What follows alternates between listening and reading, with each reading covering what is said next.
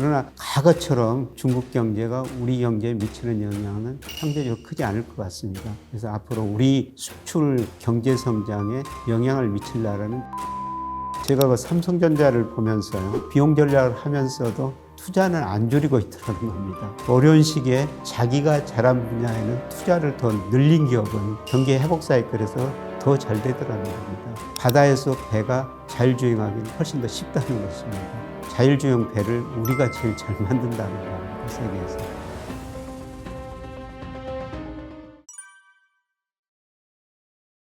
올해는 우리 경제가 어려울 것이다. 제가 이렇게 전망을 했는데요. 방향은 그리 가고 있는 것 같습니다. 우선 올해 경제 성장률이 정부가 한 1.6% 목표로 내세우고 있고요. 한국은행이 작년 11월 달에는 올해 1.7% 성장할 것이다.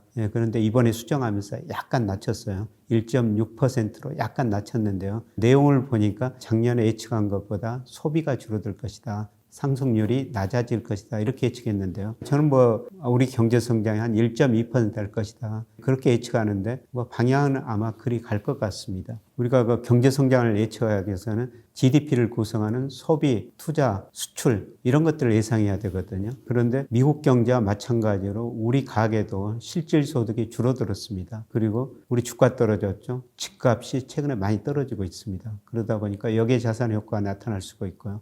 특히 우리 가계부채가 너무 많죠. 우리 평균 가계가 원리금 상환 부담 비율이 거의 40%예요. 그러니까 우리가 한 달에 100만 원 받으면 40만 원을 은행에다 원금 이자 갚아야 된다는 거죠. 특히 30대는 44%나 됩니다. 30대가 소비를 많이 해야 되는데요. 원리금 상환 비율이 44% 소비할 능력이 없다는 거죠. 그리고 금리를 올리다 보니까 시차 효과가 1년 정도 나거든요. 그래서 소비가 예상보다 크게 증가할 가능성은 낮고요. 그다음에 우리 기업들이 미래가 불확실하니까 투자를 별로 안 하고 있습니다. 사실 우리 기업들이 대기업 중심으로 돈은 많아요. 작년 9월 기준으로 한국은행 자금 순환표 보니까 우리 기업들이 가지고 있는 형성 자산이 940조 원 정도 됩니다. 엄청나게 많은 돈이죠. 그런데 미래가 불확실하니까 투자를 안 하고 있고요. 그런데 가장 중요한 게 수출이죠. 우리 GDP에서 수출이 차지하는 비율이 작년 기준으로 45%예요. 근데 우리 수출이 작년 10월부터 전년 동월 대비 감소하기 시작했고요. 올 1월, 2월은 거의 16% 정도 감소하고 있습니다. 이런 수출이 감소하면 성장률이 낮아질 수밖에 없다는 거죠. 저는 정부나 한국의 예상한 것보다 더 낮은 올해 성장률은 한 1.2% 안팎일 것이다. 그렇게 전망해 놓고 지금도 그 견해는 계속 유지하고 있습니다. 작년 말부터 최고 정책 책임자들이 복합위기라는 단어를 많이 썼죠. 이 복합위기라는 건 뭐냐면 실물도 나쁘고 금융도 나쁘다는 것입니다. 그런데 실물 경제는 작년 4분기 우리 경제가 전기 대비 마이너스 0.3% 성장했고요. 아마 올 1분기도 마이너스 성장할 겁니다. 그런데 금융 부분은 많이 안정되고 있어요. 그래서 시장 금리가 예를 들어서 10년 국채 수익률이 작년 10월 무렵에 4.6%까지 갔다가 최근에 3.2%까지 떨어졌거든요. 다시 올라가 3.6%입니다만 시장금리 안정되고 있죠. 그 다음에 우리 코스피는 작년 9월에 2135까지 떨어졌다가 최근에 2500 근처까지 올라왔지 않습니까? 투자자들 입장에서 보면 이렇게 실물 경제는 나쁘다는데 왜 주가가 오르느냐 그런 의문을 가질 수가 있는데요. 그런데 주가라는 거는 늘 선행하거든요. 예를 들어서 2001년 6월에 우리 선행지수 순환변동치가 정점을 찍고 코스피도 3,300까지 갔다가 같이 선행지수 순환변동치 하락하고 코스피도 2,135까지 떨어졌지 않습니까? 그런데 제가 올해 주시장을 그래도 좀 긍정적으로 보는 거는 제가 예측해 보니까 선행지수 순환변동치가 올 3월 무렵에 저점을 칠 거라는 거죠. 그래서 현재의 경제 지표는 아주 나쁘지만 선행지수 순환변동치가 저점을 치면은 내년 어느 시점에서 경기가 회복될 거라는 겁니다. 주가는 미래서 선행하니까 현재의 경기는 나쁘지만 주가는 반등한 것이죠. 우리가 주식시장에 참여할 때는요, 사실 현재의 경제지표는 거의 볼 필요가 없습니다. 미래의 경제지표를 나타내는 제가 말씀드린 선행지수 순환변동치나 그리고 장단기 금리차 이게 주가에도 선행하고 또 선행지수 순환변동치에 선행하거든요. 우리가 장단기 금리차라면 10년 국고채 수익률하고 1년 국고채 수익률 차이인데요. 이게 작년 말 올 1월에 역전됐었어요. 1년짜리가 10년짜리보다 더 높았다는 것이죠. 그런데 최근 며칠 동안 보면 이게 정상화되고 있습니다. 10년짜리가 다 1년짜리보다 높아지고 있거든요. 머지않아 경기가 회복된다는 것을 보여주는 신호가 되는 것이죠. 그래서 우리 주식시장에서는 현재의 경기보다는 미래의 경기를 나타내는 장단기 금리차나 선행주 순환 변동치 이런 걸 보시고 자산을 배분하는 치는 게 좋을 것 같습니다. 뭐 장단기 금리차가 미국도 그렇지만 역전되고 우리나라도 축소, 그 다음에 역전되면서 올해 그 경기 침체를 예고했었는데요. 실제로 올해 경제 지표는 상당히 안 좋죠. 그러나 최근에 그 장단기 금리차가 정상화되는 모습이 나오고 있다는 겁니다. 이거는 내년 경기는 회복될 거라는 걸 의미하는 것이죠. 우리나라 무역 수지가 크게 적자를 내고 있는데요. 무역 수지 적자가 내는 거는 뭐 수출이 세계 경제가 나쁘니까 줄어들 수밖에 없고요. 수입이 많이 증가하고 있기 때문입니다. 무역 수지 구조를 보면요. 우리나라는 그동안 중국, 그다음에 미국 이런 나라에서 아세안 국가에서 흑자를 내 가지고 이 돈 가지고 원유를 사는데 중동에다 쓰고 있고요. 그다음에 일본에다 소재를 사는데 쓰고 있거든요. 근데 우리 수출이 줄어든 거는 작년에 그 중국이 코로나 때문에 엄격한 규제를 하면서 중국 경제가 많이 안 좋았죠. 작년에 중국으로 수출이 많이 감소했어요. 그리고 미국 경제가 좋아가지고 미국은 상대적 수출이 증가했으면 미국으로 수출도 증가율은 많이 낮아졌죠. 근데 이렇게 수출 증가율이 낮아지는 가운데 수입은 많이 증가해 버렸던 거는요. 국제 유가가 최근에 와서 떨어졌지만 평균 가격은 굉장히 상당히 높았거든요. 예를 들어서 우리가 1년에 원유를 10억 배럴 정도 도입합니다. 그래서 유가가 배럴당 10달러가 오르면 우리 수입 비용이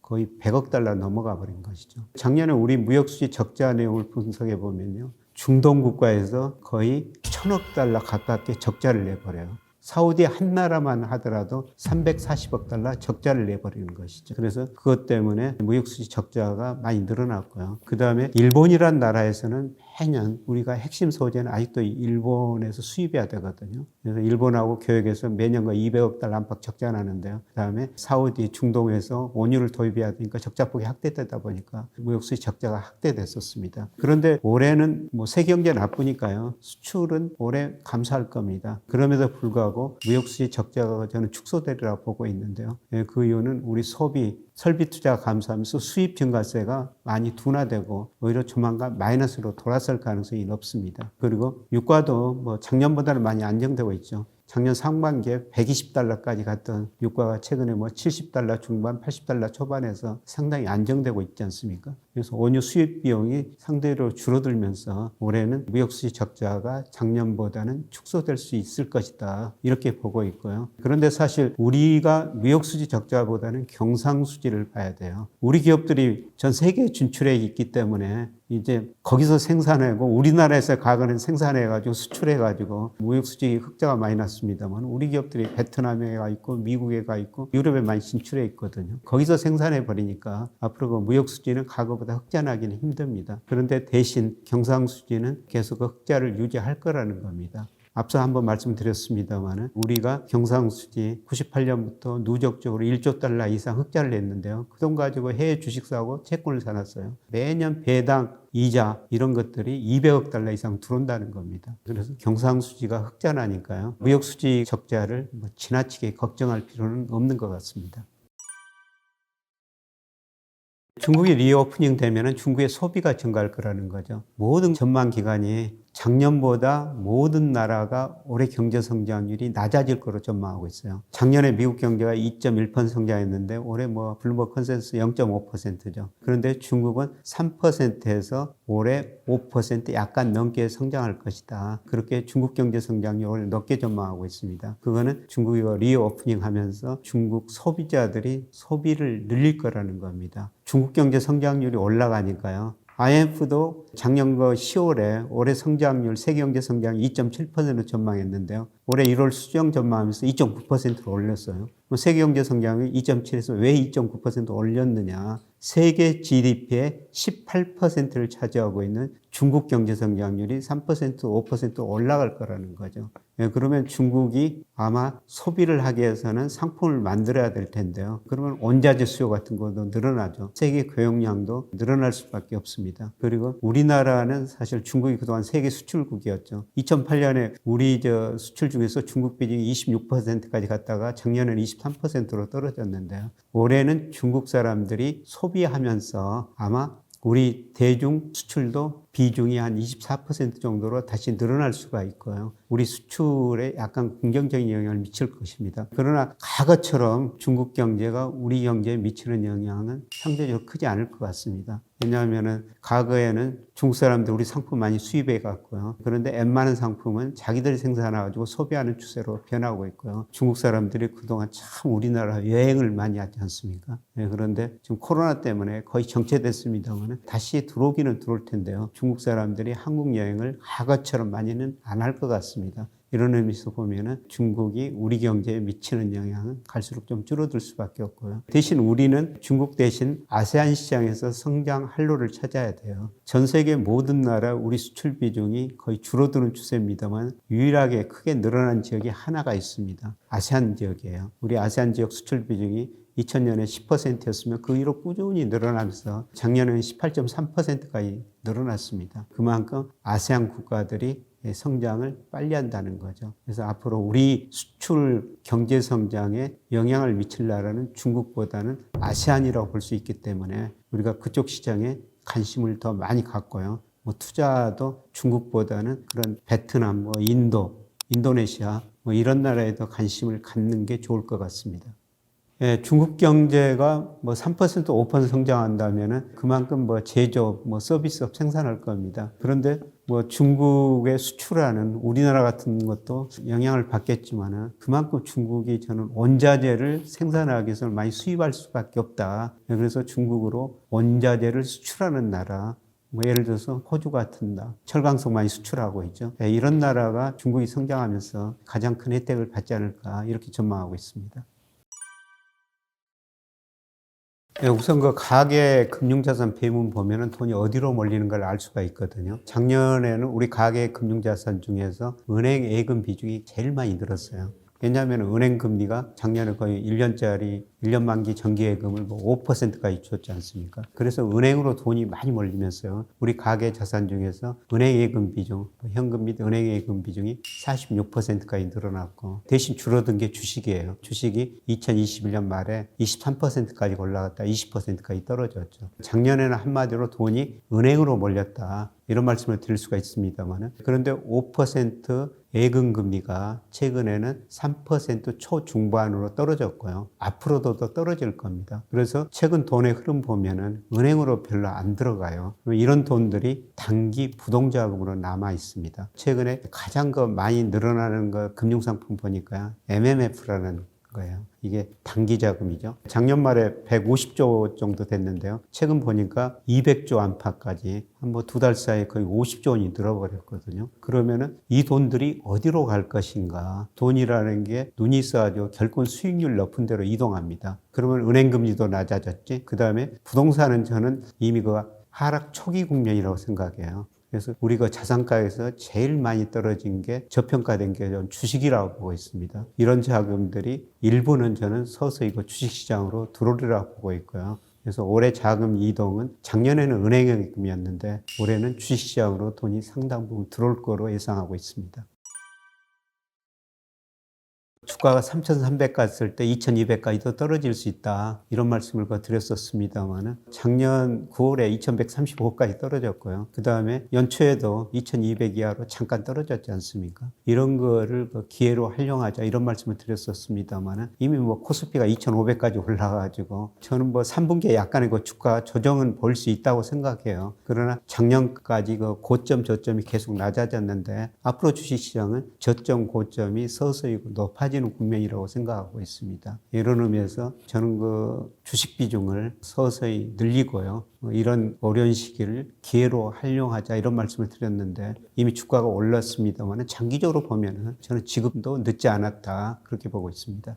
저는 올해 코스피가 2,700도 좀 넘을 수가 있는데요. 올해는 대세 상승은 아닙니다. 그러나 제가 주식시장을 평가할 때 지난 2년 동안 부정적인 말씀을 드렸습니다만은 그때는 제가 보는 모든 경제 변수에서 코스피가 가대평가됐습니다. 예를 들어서 제가 명목 GDP로 코스피를 추정하고요. 그 다음에 총 유동성 M2 가지고 유동성을 평가하고 그거로 평가하면 20% 넘었고요. 제가 늘 방송에 나와서 우리 코스피하고 상관계수가 제일 높은 게 일평균 수출 금액이다. 그런데 그게 2021년 6월에는 코스피가 일평균 수출 금액을 경제를 거의 36%나 가대평가됐었어요. 그래서 이런 의미에서 주가가 많이 떨어질 수밖에 없습니다. 이런 말씀을 드렸는데요. 그런데 실제로 주가가 많이 떨어지고 그런 모든 경제 변수에서 지금 저평가형에 들어섰다는 거죠. 그래서 명목 GDP에 비해서 20%, 그다음에 N2 총 유동성에 비해서도 20% 정도 저평가되어 있고요. 그다음에 우리 수출 안 좋습니다. 그럼에도 불구하고 지금 코스피가 일평균 수출 안 좋음에도 불구하고 저평가형에 들어섰다는 겁니다. 그래서 결국 시간이 흘러가면은 주가는 제자리에 접근해 가거든요. 여기서 2,500까지 올랐다가 2,700까지 갈랐다가 3분기에는 좀 더 떨어질 거로 보고 있습니다만 결국은 추세에 접근해 간다는 겁니다. 그러면 지금 추세가 얼마냐? 명목 GDP로 추정하면 적정 주가가 지금 3,070 정도 올해 나와요. 제가 3,000 간다는 이야기는 아니고요. 시간이 흘러가면은 결국 코스피는 거기에 접근해 간다는 것입니다. 그래서 이러한 의미에서 주가 조정을 보일 때마다 우리가 꾸준히 그 주식 비중을 늘리셔야 한다는 겁니다. 올해 우리 주식시장에서 가장 뜨거웠던 게 2차 전지하고 로봇이었었죠. 그런데 장기적인 성장 추세를 보면 이게 성장 산업이라는 겁니다. 전 세계가 지구를 구하자는 의미에서 전기차로 많이 가고 있지 않습니까? 앞으로 몇 년 지나면은 우리가 내연기관차는 갈수록 줄어들 수밖에 없고요. 저도 지금 전기차를 타고 다니고 있습니다만은 전기차 수요가 획기적으로 늘 거예요. 그러면 전기차, 2차 전지가 정말 많이 들어가죠. 전기차뿐만 아니라 하늘 나는 도심 항공이라고 그러죠. 그런 것들도 앞으로 저는 2차 전지를 사용하리라고 보고 있습니다. 그래서 2차 전지는 꾸준히 성장 산업이다. 최근에 그 주가가 많이 올랐습니다만은 장기 추세가 상승이니까 이 추세 위로 올라갔다 떨어졌다 하기는 할 텐데 꾸준히 앞으로 10년간 성장 산업이라는 겁니다. 그래서 우리가 전기차, 2차 전지에는 꼭 관심을 가지셔야 될 것 같고요. 그리고 두 번째로 반도체예요. 반도체는 산업의 쌀이라고 그러죠. 그런데 올해 반도체 경기 정말 안 좋습니다. 그런데 반도체 주가, 특히 삼성전자 주가를 보면은 작년 4분기 삼성전자 영업이익이 4조 3천억 정도로 33분기 만에 최저치를 기록했다. 그런데 그때 삼성전자 주가가 5만 2천 원에서 최근 6만 원 이상으로 올랐지 않습니까? 주가는 그렇게 선행한다는 겁니다. 내년에는 반도체 경기가 회복될 거라는 거죠. 그리고 제가 그 삼성전자를 보면서요. 지금 여러 가지로 비용 전략을 하더라고요. 비용 전략을 하면서도 투자는 안 줄이고 있더라는 겁니다. 그래서 제가 장기적으로 기업을 분석해 보면요. 어려운 시기에 자기가 잘한 분야에는 투자를 더 늘린 기업은 경기 회복 사이클에서 더 잘 되더라는 겁니다. 이 의미에서 저는 내년에 반도체 경기가 회복되리라고 보고 있는데요. 이런 것 보면은 삼성전자를 비롯한 반도체 주가 또 성장할 거라고 보고 있고요. 그 다음에 아까 그 로봇 이야기를 했었습니다만은 공장에 가면은 로봇이 모든 일을 거의 다 하고 있죠. 많은 서비스업도 로봇이 도와줄 거예요. 로봇도 성장 산업이라고 보고 있습니다. 특히 우리나라 인구 고령화가 굉장히 빠르게 진행되고 있지 않습니까? 앞으로 로봇이 노인들하고 같이 놀아주고 노인들과 많은 도움을 주게 될 겁니다. 로봇도 성장 산업이다. 아직 성장 초기니까 특별한 기업을 투자하기보다는 관련 ETF 펀드 같은 거로 가입하시면서 한번 투자를 해보시는 것도 좋을 것 같습니다. 그리고 요새 제가 좀 관심을 갖는 게 조선업이에요. 제가 울산 같은 데 가보면요. 조선업 관련자들 표정이 상당히 밝습니다. 2025년, 2027년까지 수주를 다 받아놨다는 겁니다. 내년부터 이익이 많이 늘어날 거라는 거죠. 그런데 문제는 조선업에서 많은 사람들이 좀 힘드니까 사람들이 아무리 고용을 광고를 내도 안 온다는 것이죠. 조선업에 지금 12,000명 정도 일손이 부족하다. 그래서 베트남에서 2,000명 정도 노동을 수입한다. 이런 이야기도 나오고 있습니다만 그런 문제는 있는데요. 내년부터 조선업도 많이 성장할 것 같습니다. 그런데 조선업 투자하면서 한 가지 조금 주의할 거는요. 조선업은 수주 산업이라는 겁니다. 2025년, 2027년까지 수주를 받아놨는데 예를 들어서 그 사이에 중국 경제가 굉장히 좋아지거나 세계 경제가 좋아지면 원자재 가격이 급등해 버릴 수가 있다는 거죠. 당초 생각보다 이익이 감소할 수는 있는데요. 이런 업계 관계자들 이야기 들으니까 내년부터 이익이 좀 많이 늘어날 거라는 겁니다. 조선업종에도 관심을 좀 가질 필요는 있을 것 같습니다. 그동안 그 조선업종들이 경쟁적으로 저가 수주를 받았었거든요. 그리고 원자재 가격은 올라버리니까 대부분 적자를 낼 수밖에 없었죠. 그런데 지금 수주 받은 거는 과거처럼 저가 경쟁이 아니라 상당히 고가 경쟁을 했고요. 그 다음에 사실 우리 그 조선업 수출 비중 한때 10%까지 갔는데 작년에는 2.5%까지 전체적으로 우리 조선업은 중국에 내준 겁니다. 그런데 우리가 하는 거는 고가 조선이라는 것이죠. LNG선. 그리고 앞으로 그 조선도 지상에서는 자율주행차로 가지 않습니까? 배도 자율주행이라는 거죠. 근데 자율주행이 지금 뭐 지상에서는 훨씬 더 복잡하거든요. 바다는 훨씬 더 한가합니다. 바다에서 배가 자율주행하기는 훨씬 더 쉽다는 것입니다. 자율주행 배를 우리가 제일 잘 만든다는 겁니다. 세계에서. 지금 세계적인 전기차 침투율이 10%를 약간 넘어섰거든요. 여기에 제일 앞서가는 나라가 중국이죠. 중국은 20% 약간 넘어섰습니다. 전 세계적으로 보니까 지금 10% 침투율이라는 겁니다. 나머지 90%가 갈수록 그 전기차로 바꿔야 된다는 겁니다. 그러면은 2차 전지 수요가 엄청 늘 수밖에 없죠. 그래서 장기적으로 보면은 우리나라 성장을 주도했던 게 반도체였었어요. 반도체 수출이 20%까지 지금 상승했는데요. 10%, 20%까지 최근 10년 사이에 올라간 거죠. 그러면 우리 수출을 견인할 게 앞으로 저는 2차 전지라고 보고 있습니다. 2차 전지는 우리나라가 우리 LG 에너솔루션, 삼성 SDI 이런 회사들이 세계에서 가장 높은 경쟁력을 가지고 있거든요. 물론 앞으로 중국 기업들이 많이 생산하고 다른 나라에서 생산할 것이라고 보고 있습니다만은 현재 그 경쟁력은 우리 기업들이 제일 앞서고 있고요. 저는 앞으로 아주 장기적으로 보면은 삼성전자보다도 LG 에너지 솔루션이 이익을 더 많이 내는 시대가 도래할 것이다. 그만큼 전기차 수요가 많이 늘어날 거라는 겁니다. 비정상적인 시장이 대한민국은 좀 그동안 오래되어 왔습니다. 버블을 형성시키고 무주택 서민한테는 피해를 주고, 근데 앞으로는 그러한 시장의 시대가 종식돼 가고 있다고 저는 보고 있습니다. 멤버십 강의에서는 정상적인 투자를 통해서 좋은 결과를 낼 수 있는 투자 기법, 방법 등을 여러분들한테 소개해 드릴까 합니다. 최선을 다해서 여러분들한테 노력을 할 테니까 여러분들이 많은 시청 부탁드리겠습니다.